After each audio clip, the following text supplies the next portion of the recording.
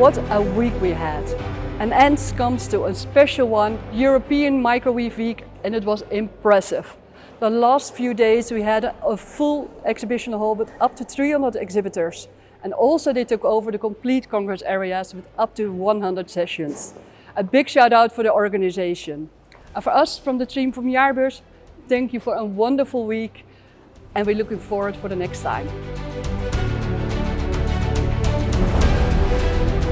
It was an amazing week in a unique value with so many and very good support of the local team, of the people of the Jaarbeurs with their inspiring ideas. And I know we challenged them also, but they solved everything so gratefully and that made the week really marvelous.